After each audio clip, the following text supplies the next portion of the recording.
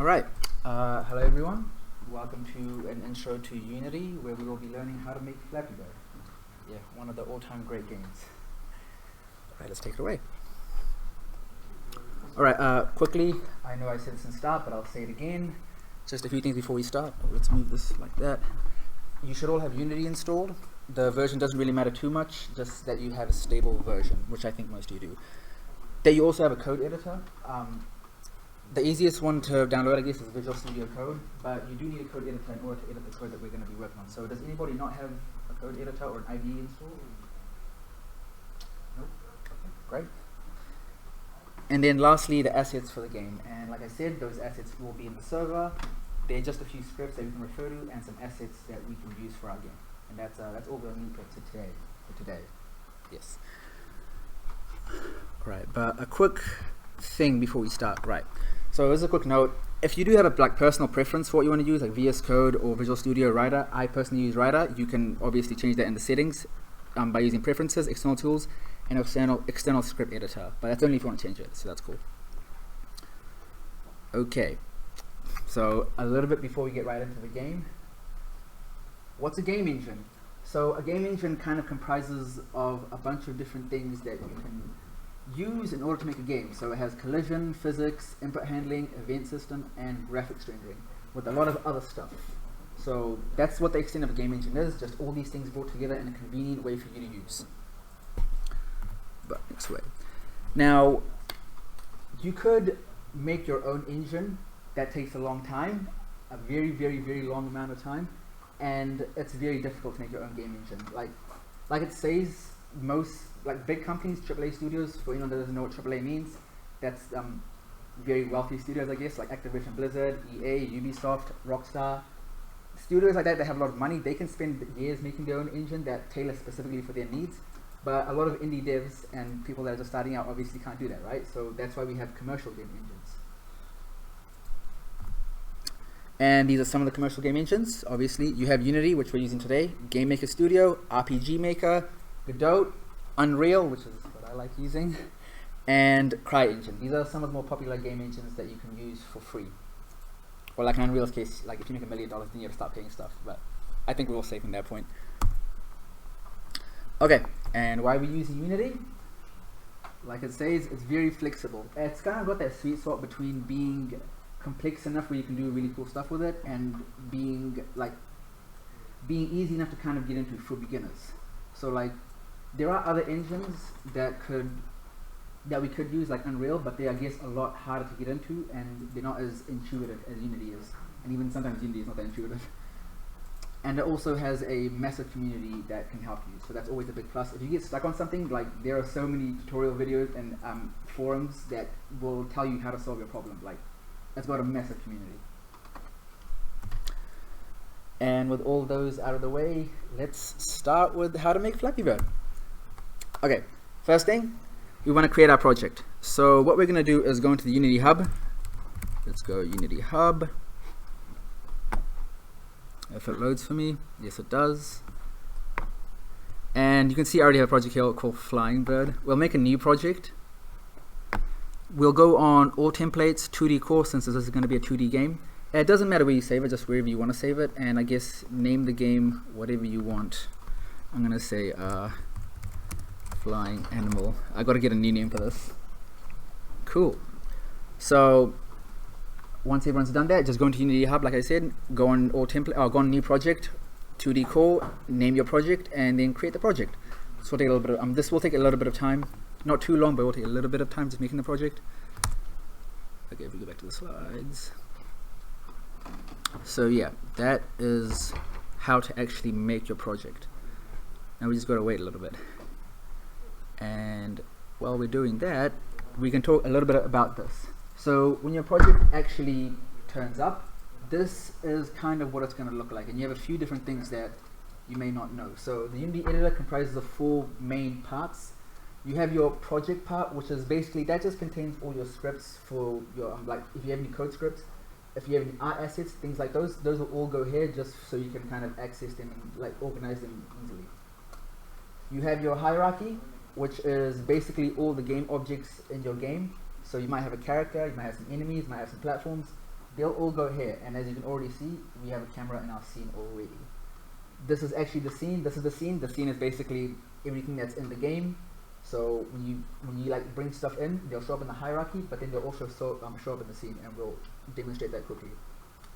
And the inspector is basically, if you have a game object, you can kind of fiddle with its values and stuff, and we shall show you how that works in a second if it loads, because it takes a while. Yes, that's kind of what comprises of a normal Unity scene, just those 4 parts. Does anybody have any questions about the Unity editor? So like I said, that's what your normal Unity scene will look like. You'll have your hierarchy over here, you'll have the project pane over here, the inspector pane, and the scene all over here. Okay, so let's actually make a game object, and I'll demonstrate what that kind of entails. So if you go here, you can see I right clicked, and we have a bunch of different options. So if I go create empty, we have a game object. Boom. Now this game object can really be whatever you want. Right now it's just an empty game object, there's nothing in it. And like I said before, with the inspector panel, there is values that you can control with it. So you have a position. Every object has a position, which is where it's located in the game, has a rotation, which is how it's rotated, and a scale, which means how big it is. So for instance, let's delete this. I could make a new object, call it bird, and that would be my bird object. Obviously nothing's showing right now because we haven't put any assets or anything in it, but we'll get to that in a second. Right, so this is the reason why I wanted everyone to use those assets. We can essentially get those assets and put them into our game. So where exactly are those? Import new asset. So if we go import new assets, we can go to documents, what was it? Right here, and then we can choose our assets that we want to import. So if we go background day, pipe green, pipe green, bird.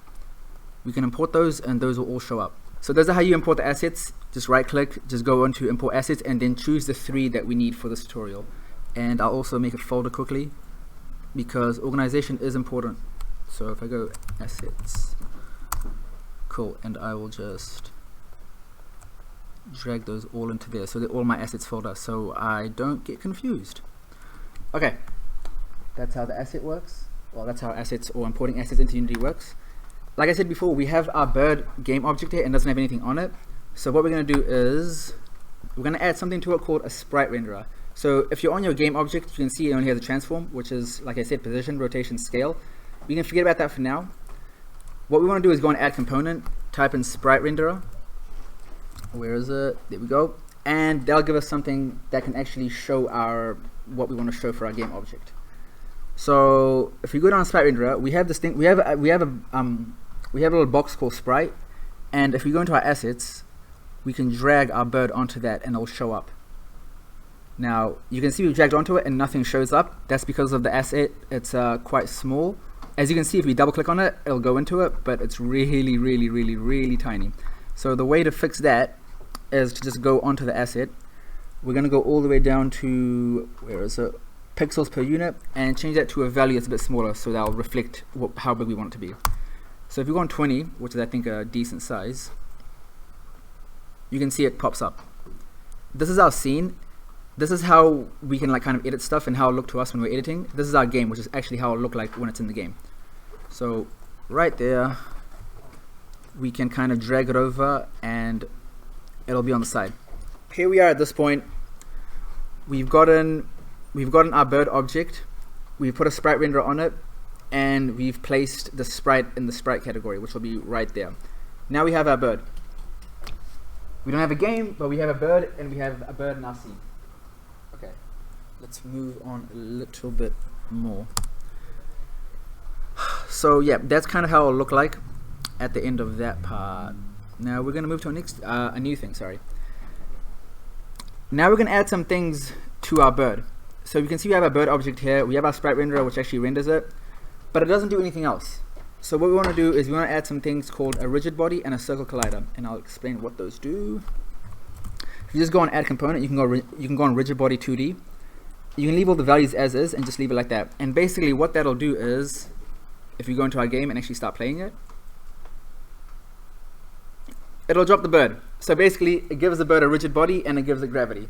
Before, if we play that game, it wouldn't have done anything. So like for instance, if I disable, well I can't disable it, but if I remove the component and I play the game now, it'll do nothing. It'll just stay there. It's only a sprite. We rendered the sprite, but we haven't actually done anything with it, which is why it's not reacting. So that's what the rigid body 2D does. Let's add it back. Boom, rigid body 2D.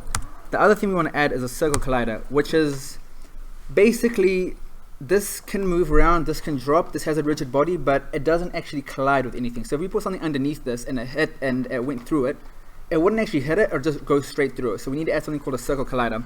And I call it circle collider because the Flappy Bird is most similar to a circle. Like if you type in collider here, you have a box collider, which is just a box. You have capsule collider, which will be like a capsule, etc., so on and so on. So our bird most mirrors a circle, so we're going to use circle collider. And basically, this circle, if anything touches this circle, it'll react accordingly. We probably don't want it that big, just because if something touches the head, that's not actually part of the bird. So that would be kind of annoying. So let's make it a little bit smaller, and we can do that by changing the radius a little bit. So that is probably fine. There'll be parts of the bird that if it touches, it won't do anything, but I think that's fine. I'll just make it a little bit easier for us. And that will be our circle collider, so our rigid body and our circle collider. Also a quick note, WER kind of controls what you can do with stuff. W can obviously move this around. Oh wait, let's go W. E rotates it, and R just scales things. So those are just some quick shortcuts in case you want to move something around and you can't. Just use W. Wait, no, yeah, use W. Awesome. Okay, so we have our bird, we put a sprite renderer on it, we put a rigid body on it, and a circle collider, which means it'll obviously render, it'll fall down and collide with things, and it will collide with them. So we have our bird has a sprite renderer, a rigid body, and a circle collider. We have our bird, but we can't actually do anything with it. We haven't really done anything with it yet, and this is where scripts come in. So if we go to our assets, we can create something called a C# script. Like, we can go to our bird, add another component, and type in script, and that'll come up with a prompt that says new script. We click on that, we can name our script, so we'll call our one bird script. Script, not sprit. Script. And I misspelled it because I don't know how to spell. Cool. So now that happens, we have our script right here. It'll be on our bird as well, and this will load it up. So you can see it right there, script, bird script. It doesn't have anything on it just because we haven't written any code. But if we double click on this, it'll open up in the code editor / IDE that you have specified. So just trust it. Yeah, it won't bring any malware, hopefully. And it will load up, and we shall have this is the stock Unity script. So you make a new script, this is the stock one that pops up. I'll explain what each thing does in a moment, but let's quickly just make a folder for this just for neatness sake. So let's call this one scripts. Cool. And we're gonna pop bird script right in there. Yeah, so that's the script. So we have, yep, let it load. We have our bird has all these components that we need, and we have a script on it. So does anyone have any questions? Or okay, we have our bird script, and let's explain what's happening here. So these first few lines, you can kind of ignore these. This is just Unity doing its thing. We have two functions here. Now, is everybody aware what a function is? Yes. If you don't, a function is just kind of a chunk of code. You can put a chunk of code in this, and then you can use that function over and over in your code in other places, essentially. So we have two functions. One's called start, one's called update.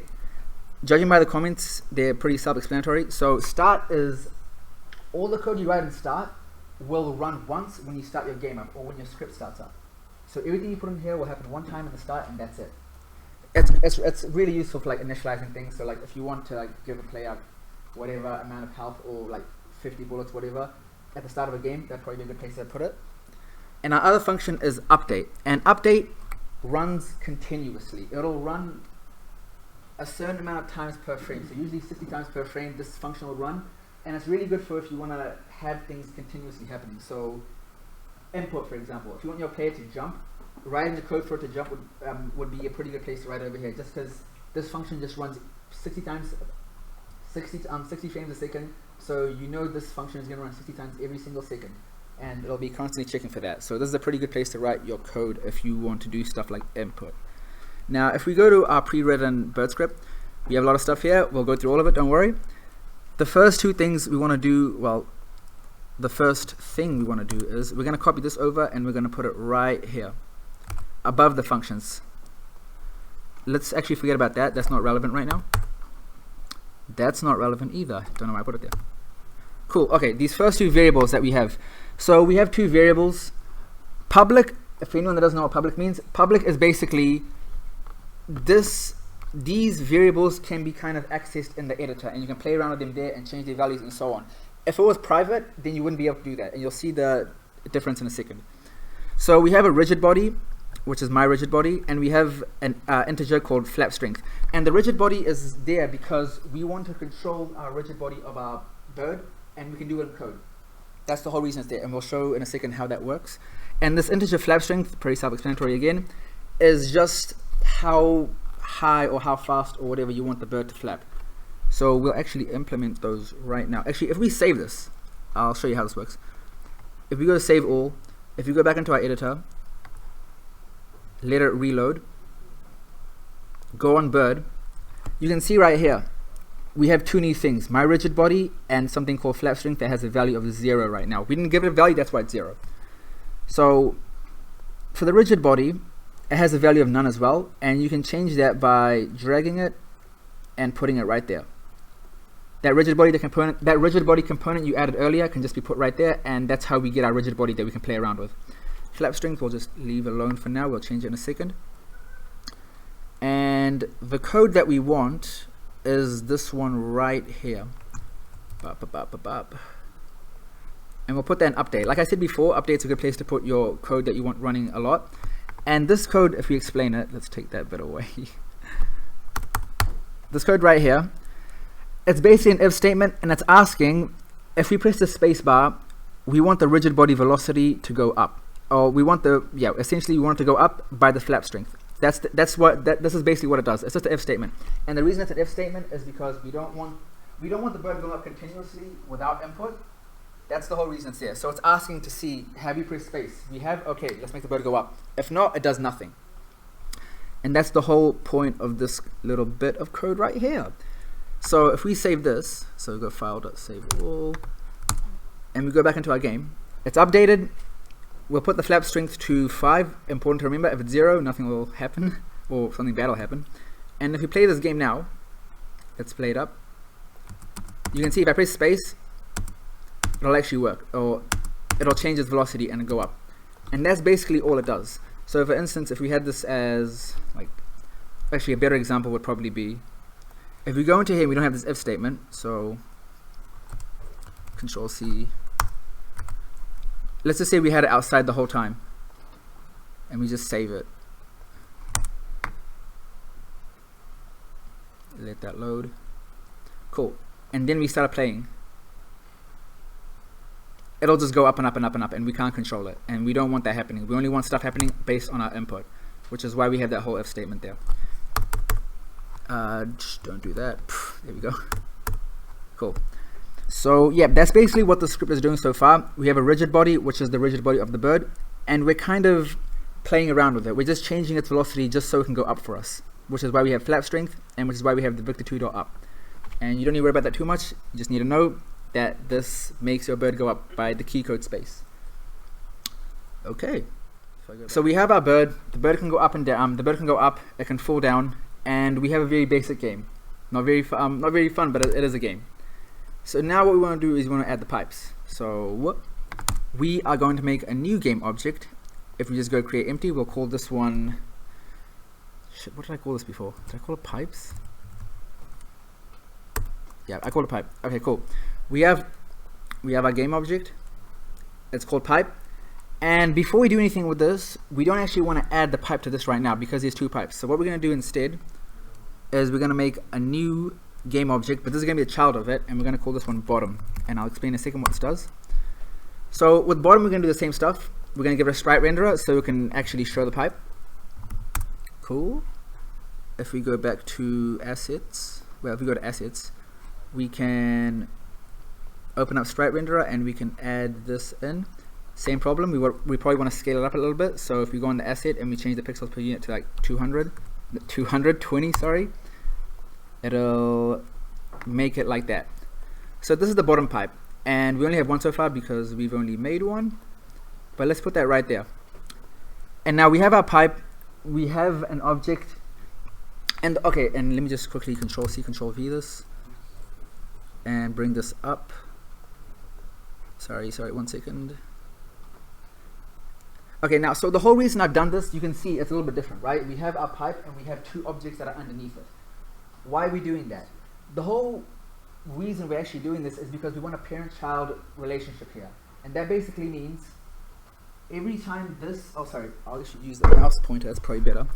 Every time we want to like move this around, it'll move everything underneath it around as well. So if you move this around, it'll move both things around, which is nice for us because it kind of makes one object that'll adhere to, like, that'll like affect everything that we put down, not just the one pipe, it'll affect both pipes, which is the whole reason we have the parent-child relationship here. And it's really nice if you want to like for that example right there, move a lot of stuff around at once. So like a good example would be like if you had a character and like maybe they had like shoes and like some armor and some other stuff like that, and you don't want to move just that one bit around, you want to move all of it around, right? So you move your character and all the things would move with it. That would be kind of like a parent-child relationship right there. The stuff that moves is just a child of the main object. Now let's actually rename this, so that'll be top. And we have bottom, which is this one, and we have top, which is this one. And if you zoom out a little bit, you can see it's not particularly right. So let's press E and we can rotate this. So it is about, well, that's not very nice. Let's do a little bit more. That should be about right. And let's put it up a little bit. So the bird probably can't pass through this, so let's make it a little bit bigger. I would say it still can't pass through this, so make it even bigger. And that should be fine. Okay, so we have our two pipes. If we move this around, it'll move the entire thing around. And if you want to move just one of them around, this is where you click on one of them only and you can move them around by itself. And it doesn't move anything else because it's a child, it's not a parent. Moving this around moves both of them around, but moving these ones around by themselves only moves that one around because they don't have any children. Okay, that's the PNG. So that's our pipe object. We've added a sprite renderer to it, and we want to add a box collider. And the box collider is the same as the circle collider that we did for the bird, except it's a box, since this more closely resembles a box instead of a circle. I should have added this earlier. Sorry, I should have added this to one of them and then duplicated it. If you've done that, just add a box collider to both of them. So basically, both of them should have a sprite renderer and a box collider, and that is our pipes. Okay. Sorry, for anyone that doesn't know, this very thin rectangular outline comprises of what you will see in your game. So you can see here, this is what actually shows in your game. It doesn't show all the space, it just shows the square, this rectangle. So it's important to kind of have everything inside here. So continuing on, we have our pipe, we have our bottom pipe, and we have our top pipe. And now what we're going to do is we're going to put a script on our pipe that's going to control how the pipes move.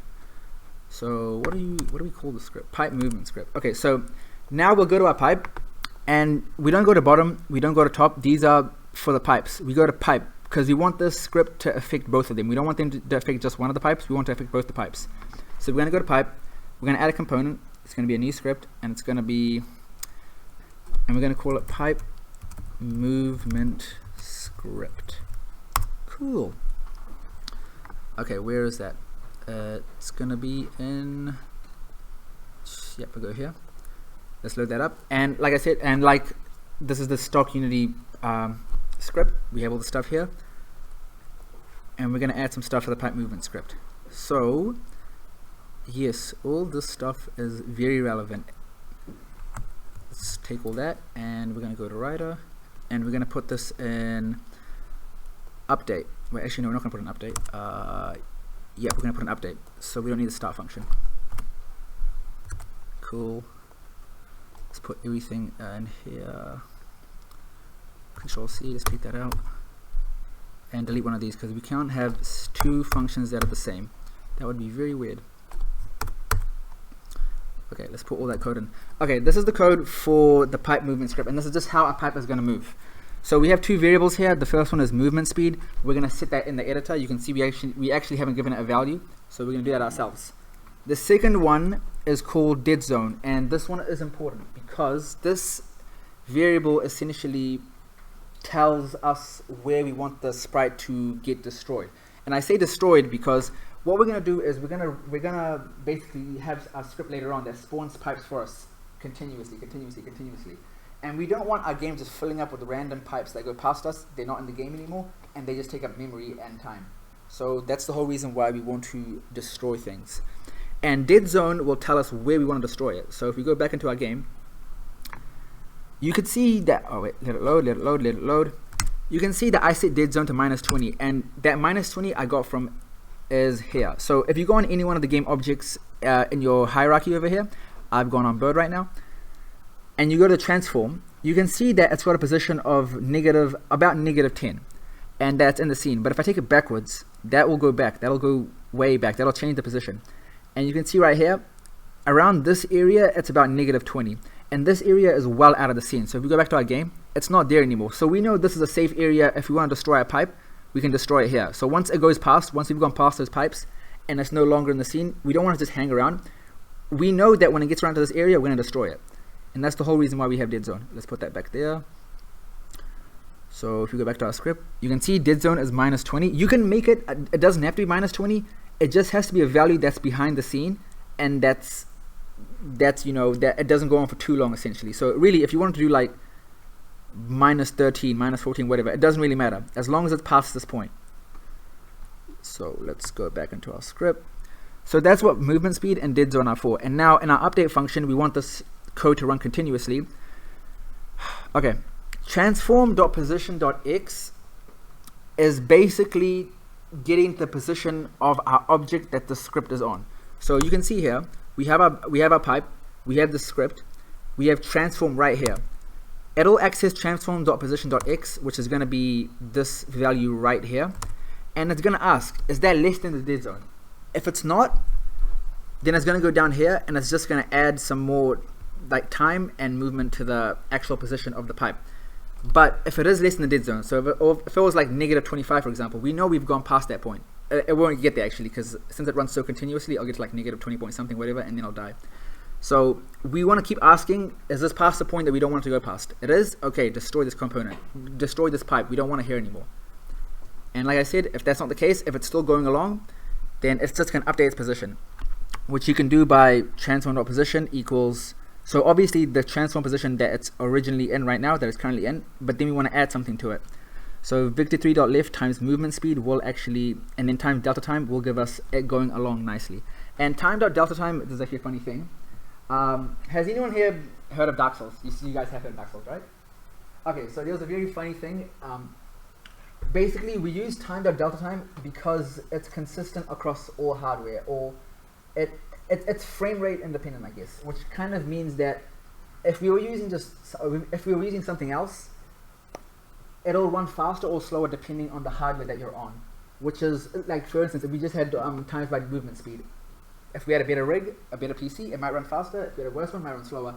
And we use time.delta time to just make that all smooth and make it run nicely. So the funny story about Dark Souls 2 that I was going to say is, in Dark Souls 2, they actually tied weapon durability to frame rate. So Dark Souls 2 ran at 30 FPS. If you ran that game at 60 FPS, the weapons break down twice as fast. Yeah, that's a weird thing, but it's actually true. That's a bit of a whoopsie. Don't tie weapon durability to frame rate. So yeah, this code will just make it go along, and it'll make it disappear once we want to disappear. So if we go back into our script, if we play our game, let's actually move that a little bit over here. Let's start it up. Make sure it actually moves first. Oh wait, and it's not moving because I have not set movement speed. So I'm going to set movement speed to 3. Let's see how that feels. Cool. Okay, sweet. It goes. Nice. And if we go back to our scene, okay, don't worry about the bird. See, the bird actually goes away, but you can see it's going along, and then it reaches that point and it dies. And basically, if we didn't do that, they'll just keep going and going and going. And like I said, it'll just take up memory, and that's not a good thing. We don't want that happening. Cool. So that's our pipe going along, and that's it dying. And that's what pipe does. So if we go back into our editor, you can see we have the pipe, we have the bird, and as of right now, it doesn't really do much. Well, sorry, it does do a little bit, but it's still not a fully made game. Let's move that to scripts. So the next step we have is the pipe prefab and the pipe spawner script. Okay, this is the part where you actually spawn stuff. So you can see here we have a pipe, but that's just one instance of a pipe. We can't have that. We can't like make a bunch of copies of that. It's not. It doesn't go to infinity. You know, we're not computers. We can't keep making as many as we want. So we have this thing we call a prefab. If we go back here, we have our pipe here. If you drag that into the project pane, you'll get a thing called a prefab. And a prefab is basically just a kind of pre-configured object. It'll have all the functionality that we had of our pipe before, but now we can kind of use it in different parts of our project. As you can see here. So we don't need this pipe anymore actually, because, okay, so we have our prefab here and we have our pipe here, which is just one instance, like it's just one pipe. We don't need this anymore because, if you want to get the prefab, you just drag a game object and into the project place. So if I delete this, let's delete that, just go on it and then boom, it's done, it's right there. Okay, that's how you get your prefab. And now we don't need this anymore because we're going to use this somewhere else. So you can just delete this really. As long as you have it configured and you have the prefab down here, you can safely delete that. But make sure you have the prefab first.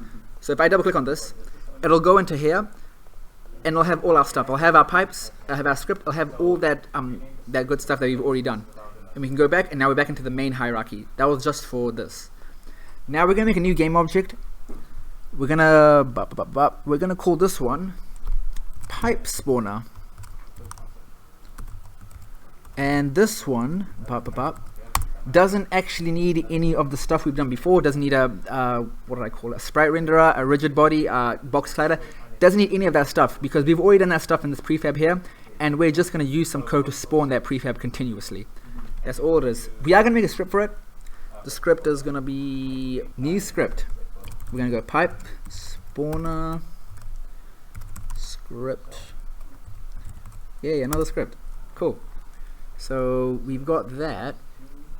I should probably reorganize these, but whatever. We're going to click on that and add some more code to it. So if we go here to our pipe spawner script, okay, there is a lot of stuff to unpack here. Let's start. Wait, let me just copy all the stuff in and we'll explain all of it. Control C. And let's take all this stuff away. Okay. You guys good? You guys coming along? Cool. I'll quickly explain this then. Okay. So we have 4 variables here. Very important variables. The first one, game object pipe. So we know all about game objects now, right? We've made a bunch in our hierarchy. We have bird, we had our pipe object before, our pipe game object, sorry, before, and this variable will basically just help us spawn. So this is going to be our pipe essentially.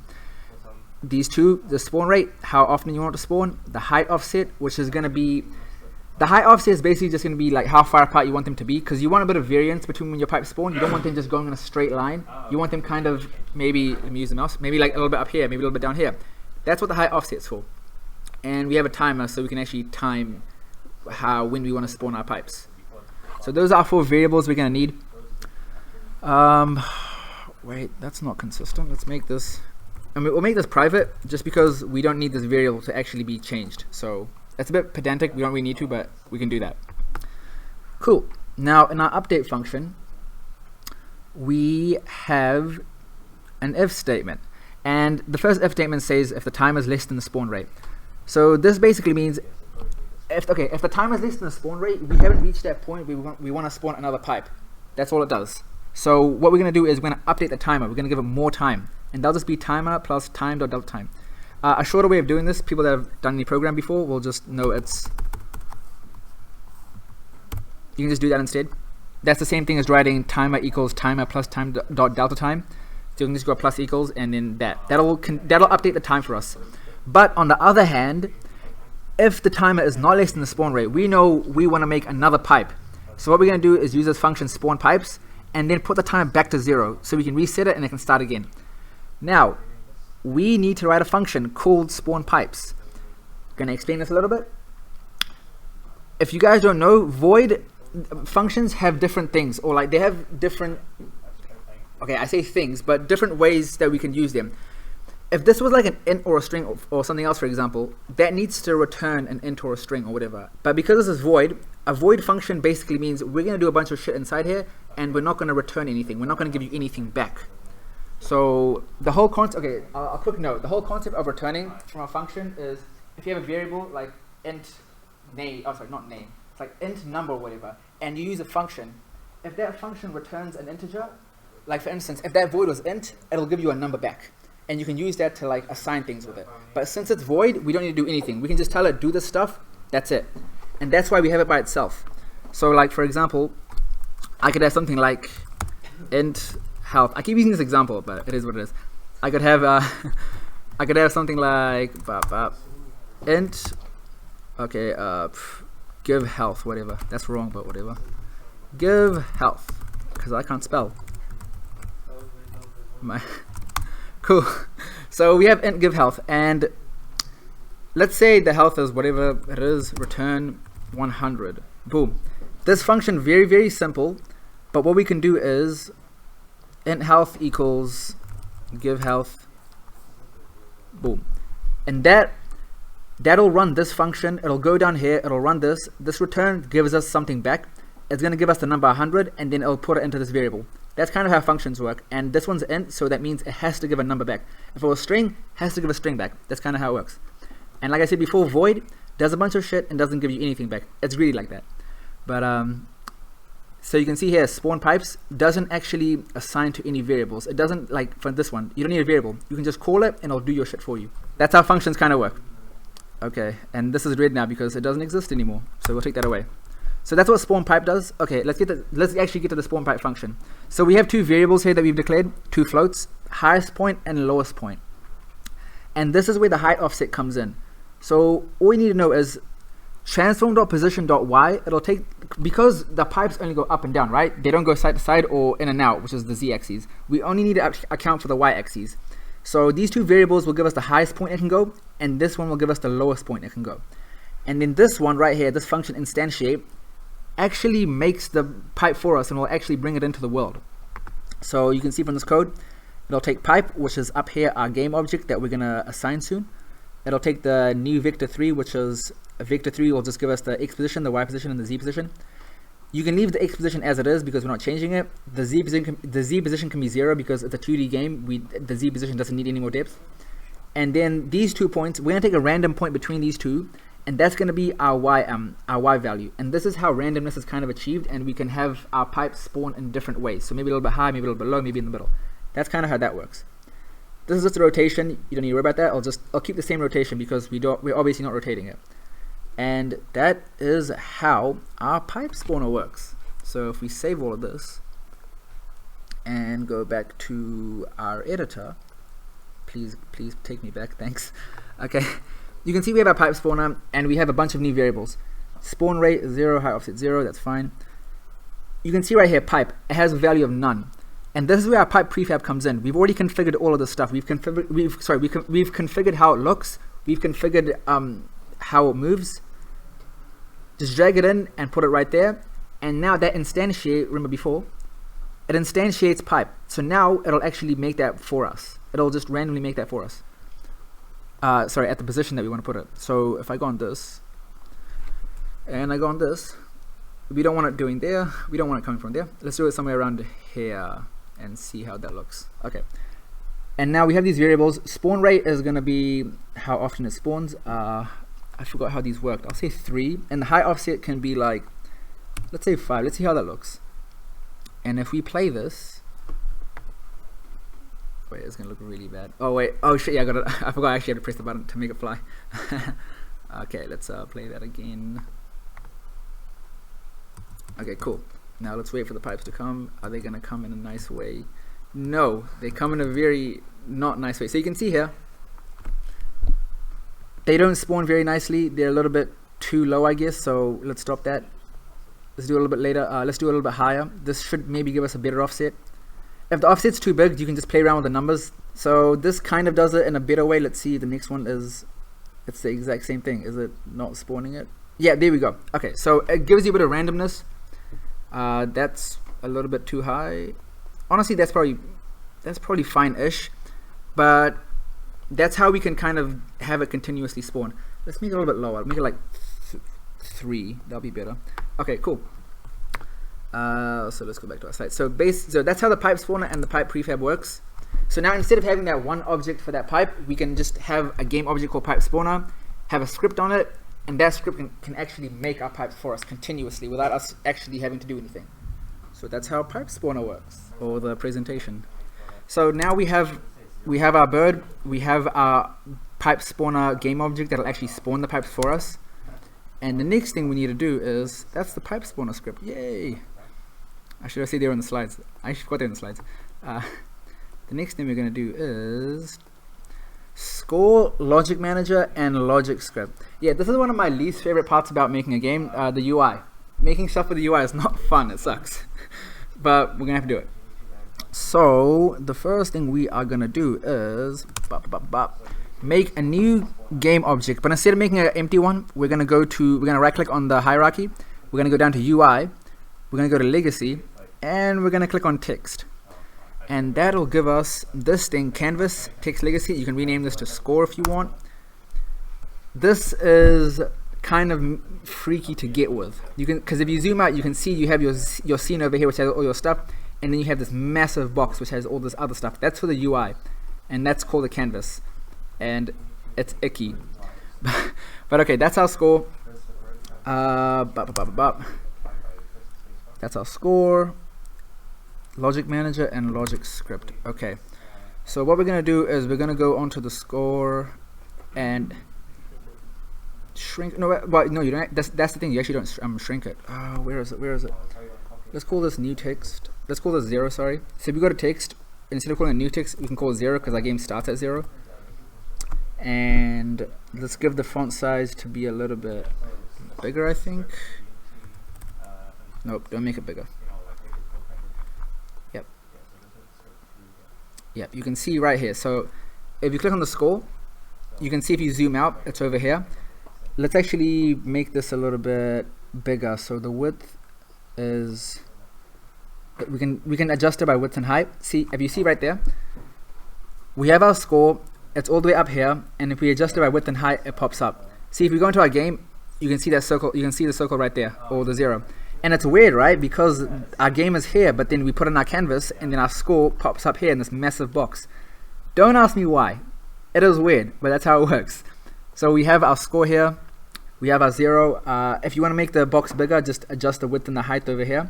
If you want to make the font bigger, adjust it over in the font thing right here. I don't like that it's black. It doesn't really mesh well, so I'm going to make it white. Color is going to... So if you go down to color in this place right here, a little bit underneath the text, you can change the color of it, and I'm gonna put this right in the corner. So I think that's a good size, and I think that's a good place to put it. I'll make it a little bit smaller just because we don't need that much area. So height can be a bit smaller, and the width can be a bit, we'll do it for double digits. And that is how we will have our score up in the corner of our game. Now, you can see something here called event system. Don't worry about it. You don't need to worry about it at all. That's just there. It's just chilling. Now we're going to have a thing called logic manager and logic script. And this is going to kind of control our score updating once we go through the pipes. So we're just going to make a new game object called logic manager. Create empty. Call it logic manager. Logic manager. And this is kind of like the pipe spawner, right? It's the exact same thing almost. It doesn't have anything. It's an empty game object. All it has is a script, and we can make a new script and call that logic script. New script. Sorry, logic script. Cool. Now we have our logic script. We're gonna open it up and it has nothing. So we'll go to this and get the code for it. And this isn't too bad.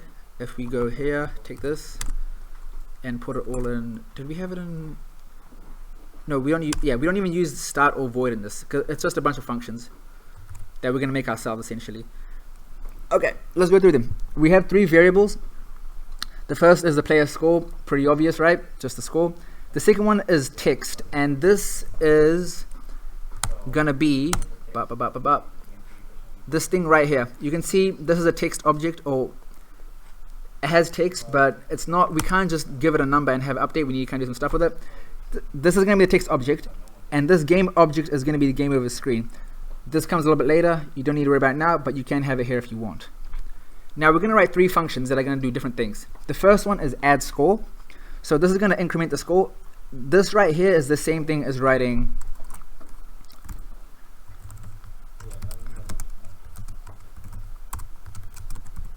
that's the same thing. Just the plus plus is a shorter way of incrementing a number by 1 value. So we don't need that. We can just have that. Then I'll just update it by 1. And then this function, we're writing a function and it's gonna add the score. We haven't used it anywhere yet, but we need to write it so we can use it. So what it'll do first is it'll take this integer, which is our score, and it'll add 1 to it. Then what it'll do is it'll take this text called score text. It'll access its text value, which as we saw before was this. That's what the dot operator does. So it'll access that. We'll go player score dot toString, and we do this because player score, as you can see, is an integer. We can't assign an integer to a text value, which is a string. So we use this method / function to actually make it into a string. That's all that does. That's all that does. It just takes player score and it turns into a string, and it'll make that string be this value, so it can actually appear here. Add score. Restart game is going to restart the game for us, and you can see there's some red bits here because we need to add some stuff. Like if you go up here, okay, we had all these things here before, and I said don't worry about them. You can worry about them a little bit now. What they do is they kind of give us some functionality to use within Unity. So if we want to manage the scene, we can say using Unity engine.scene management, and that'll let us access some methods and some stuff that we can use. There's a bunch of different things that you can add to a script, but you shouldn't just add stuff randomly that you don't actually need. So like, if, for instance, if I didn't need this and then I added this, it'd be kind of redundant. But we do need it in this instance. And what this basically does is, I'll get the scene manager, I'll load a scene, which is the active scene, which is the one we're currently in. So I'll just load that up again. Now, public void game over, you can tell, does kind of the same thing. Oh, no, sorry, it doesn't do the same thing. That was really weird. Game over just brings the game over screen up. And you can see from here, we have our game over screen object, game object. What we do is we just set it to active, essentially. We haven't made it yet. We're going to make it in a little bit of time. But that's what that function does. Just makes it active. Because initially when we start the game, it's not actually active, because obviously we haven't lost yet. And that's the whole thing of the logic script. And I forgot that this is red.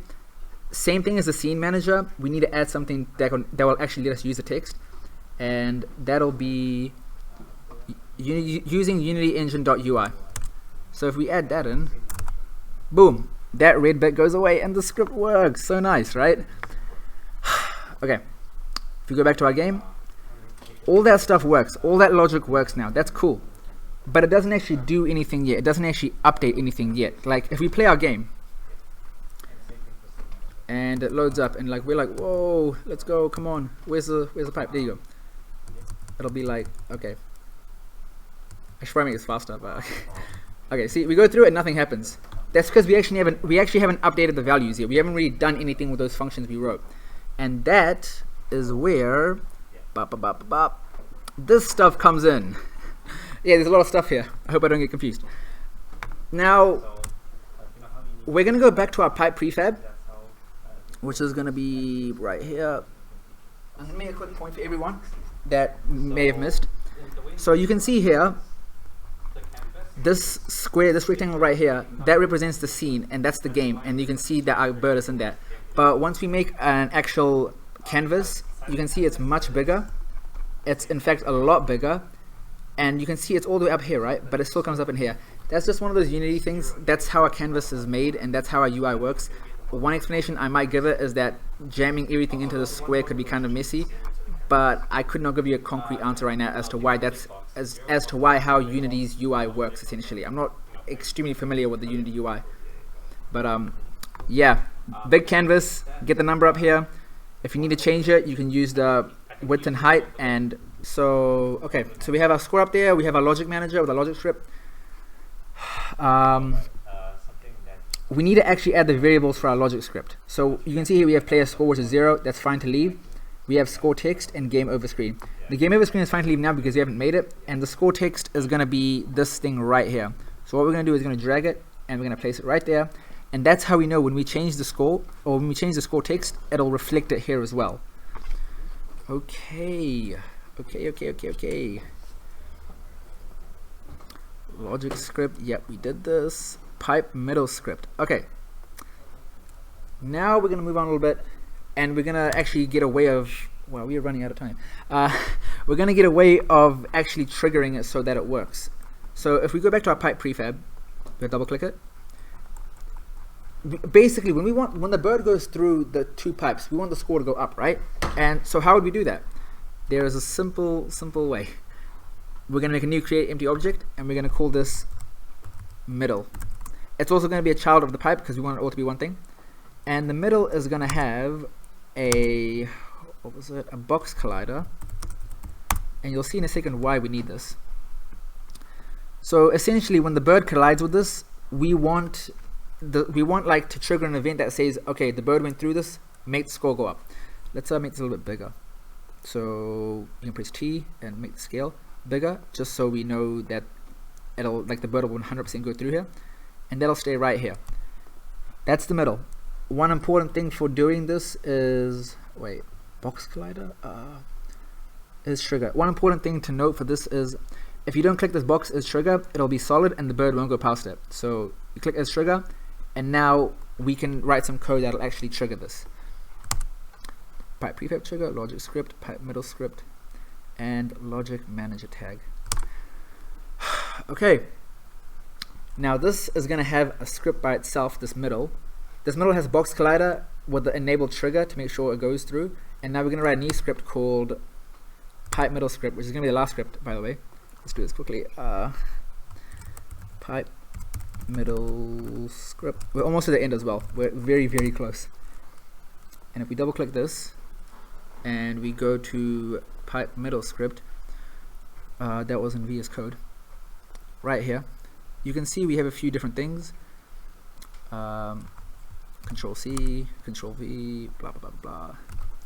Okay, now the first thing we have here is public logic script logic, and you can see it's not an int, it's not a string, it's not anything like that. It's of instance logic script, which is, we wrote a logic script, but we now want that logic script so we can actually use it and use the functions in it to kind of update our stuff. So I say that, so you can see down here we have a function called void on trigger into 2D. This is one of the pre-made Unity functions that they made themselves. So we can define this and we can put code in it, but what this does essentially is, as you saw before, how we have this middle, and how this middle has, you can see it has a trigger and we've enabled it. What this function essentially does is, when the bird goes through this and hits that trigger, the stuff inside this function will happen, and that's how we can actually update our score. You can see here we have something called logic.addScore. And earlier in our logic script, we wrote a function called addScore, and as you can see here, it updates the integer and then it updates the text, which is in the game. Now we need to actually get that logic script, but that's a bit tricky because if I go back, it's a bit tricky because it's over here, and we can't just drag it onto that pipe, because this pipe prefab hasn't been made yet. As you can see in the scene, it's not in the scene. It only gets made once we're in the game. So we can't just kind of drag this onto it and be like, okay, we're done. So we're gonna do something a bit trickier. It's not too hard to follow, but it is tricky. Not really tricky, sorry. And we're gonna use something called a tag. And a tag is we can give an object a tag, and if we want to find it during the game, we can use that tag. So you can see here, if you want a logic manager, we have tag, it says untagged. We're gonna add a tag to it. So let's just call this logic. Cool. And once that's done, we can go back to our logic manager. It still says untagged, but we can give this logic tag now. So now it has a tag of logic. And if we go back into our code, you can see here in the start, we have our logic script, and the way we're going to assign it is we're going to go game object dot find game object with tag logic, get component logic script. And this will get us that logic script whilst we're in the game, when that pipe prefab is actually made. That's what that does. That's the whole script, and it just updates the score. So now, if I have everything down, that's done, that's done. If we actually play the game now, and we wait for the score to come up, now the score goes up. Oh my god, that was stressful. That was very stressful. Yeah, as you can see, working in Unity can be hard. Errors just come up on the fly. And all right, so as you can see, that's how you would make the score go up. And that was the logic script. That was the middle script. We're almost done. Just the game over UI. And we're going to update this. And then it's all finished. And that'll be the entire game. So we need to actually have a game over screen, since if we touch something, we want to die and we want to play again, right? And the way we would do this is we have our canvas, which is here, and we have our number up here. If I go even more up, there we go. So what we're going to do is we're going to add a new UI object to it, but this time we're going to add a button that we can press. And as you can see here, the button has a button and it also has some text. And the text we can assign the button can just be game over. This is as simple as just going onto the canvas and then just making a new UI legacy object. Except instead of text this time, we just do button because we want a button. Where's the bloody button?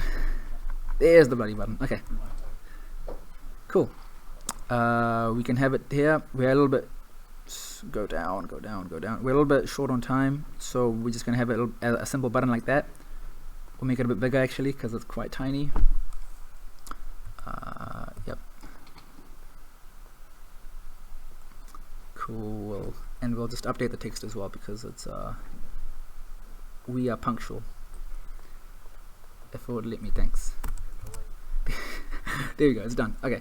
Okay, so game over. We have a game over screen. What we want to do with this right now is that's like my go-to thing to say now. Okay, so what we want to do with this is, oh yeah, where is it? Sorry, on click, and that was in the button. Okay. Okay, so if we go on our button, we have some stuff down here, and you can see here it says on click, right? And basically what we want to do is we want something to happen when we click on this, and that's where our, when we wrote before, our logic script, I think you can see here we wrote restart game and game over, and that's where those two come in. So sorry, I'm forgetting stuff. So as you can see, we can make, if we press square, we can get a new object here. We can drag in our logic manager, and it says no function right now, but we want something to happen when we click on that. So if we go on the no function, go on the logic script, and go on restart game, every time we click on this, it'll restart the game. And if you go right here and we start it up, it goes down, it'll just start it over and over again. That's how the game over functionality would work, right? But we don't want that just staying around there the whole time, so we want it to only spawn once we touch the once the bird actually touches something. And the way we can do this, now we're coming full circle, if you go back to our bird script, is these two things here, another reference to logic script and a boolean to say if the bird's alive. Now let's take this and you'll see why we do this. If we go here and we go to our bird script, well, we'll do it right under here. We have our logic script, and let's actually set this. So this is the same way that we did the middle script. We needed to do this in order to find the logic script during the game to do stuff with it, like call the add score method. This is the same thing. We're going to take this. We have our logic script logic. We're going to assign it. So this is going to go find it again in the scene. And then what it's going to do is, we had this before. This time is going to now tell us if it hits it. So it says on collision into 2D. That basically just tells us if the bird hits anything, you're dead, you're done, you cannot play the game anymore, it's game over. And what we want to do is we have a variable called bird is alive, and that just tells us if the bird's alive, if it's not alive, if we're dead, if the game's over or not. Initially it's set to true because obviously the game starts, we're not dead yet, but if we hit something, that bird alive variable goes to false and the game over screen pops up. So the last two things we need to do is, we don't want to jump, or we shouldn't be allowed to jump if we're dead. So I'm going to do something here. I don't think I've said this before. This operator, this is the AND operator. It's basically saying this thing has to be true and this other thing also has to be true, then you can do this. If one of them is not true, then nothing happens. And we put on bird is alive, and essentially it'll check this code right here, which says if we press space and our bird is alive, then we can go higher. But if one of those is not correct, like if we don't press space, obviously it won't go up. And also if our bird is dead, then it won't go up either. And the only way our bird can be false is if we get here, which comes from collision. And that's how that works. And the last thing we have to do before this glorious game is done is the game over scene is active right now. We just want to go to this, click this, and it becomes inactive. And that's where we have logic.gameover come from. So if you can see before, this thing basically just goes to the game over screen and sets it to active. So it makes it come back on. That's all it does. So now if we go back to our game, I know it's been a lot of stuff, and we play it now. Oh, look at the time, 10:54. It'll come in, it'll come in, it'll come in. We're at 0. I'll go to like 3 or 4 and then I'll call myself. RIP. As you can see, the score goes up. Okay, I went to 1. Okay. Okay, that was a little bit unprecedented because it should have killed the game off, but it didn't. Wait, if I try again, it should bring the screen up. Oh yeah. Let's see it come back. Seriously? What? Serious? Bring. Oh God, again. Why would it not let my info go in? There you go. Okay, now we're gonna wait for it, and now the console will tell me what the error is. Yeah. You can see teaching C# is a lot smoother, right? C hash. Yeah. Boom. Okay. So you need to assign the game. Yep. And as you can see from earlier, where did I actually do it? I think I did it in the logic script. Yep, right here, the game over screen. I actually haven't assigned this. So what we're gonna do is drag this over here. We can probably rename that, but we won't. And that'll be the whole game, I think. So we have our score up. We have our bird that flaps. Okay, let's see if I can actually at least get a 3 this time. I said 3 and I got to 1. Jesus. Okay. Hey, okay, oh. Wait, what am I getting paid for this? Okay, and let's say, oh no, I lost my balance. When your boss gets money. Game over, we died, and we can start all over again. And that is how you make a really shitty Flappy Bird clone in Unity. So, yeah, that's it. To make sure, if you want to make this game better, obviously you can add a base because the original game has a base, it has a background. You can add animations for flapping, which is the original game does have animations for that, but that would have been a lot to get into. You can do like stuff just to make it more fun. That's just not going up. So as you can see here, like increasing the speed after a certain score, adding coins, and just some general polish. Now, I modeled this tutorial after this video right here. Anything that seems confusing that I said, which is probably everything, this video teaches it a lot better. Like the reason I didn't want to do like just show this video is because I thought it might have been a little bit boring to have people like watch this 45-minute video or like bits of it and then do it themselves. It would have taken ages, and I don't think people would have really liked it. So that's why I decided to kind of just try doing my best with it. But if anything's not clear, it's only 45 minutes. It's the same game, a little bit like with different assets, and they explain things a lot clearer. So if you do want to know more, I would recommend you watch this video. If you want to do more Unity development as well, the channel Breckies is probably the best C#/Unity tutorial channels out there. They do a lot of great stuff, some great tutorials. And really in general, there is so many Unity/C# tutorials on the internet that you can watch. I know there's some really long ones, like 12-hour ones. I don't recommend you start there because those are really long and take a lot of commitment to actually make. Instead, I would just make like simple basic games like these that take 1, 2, 3 hours to make, right? Like Snake or Pong or Flappy Bird, whatever, you know.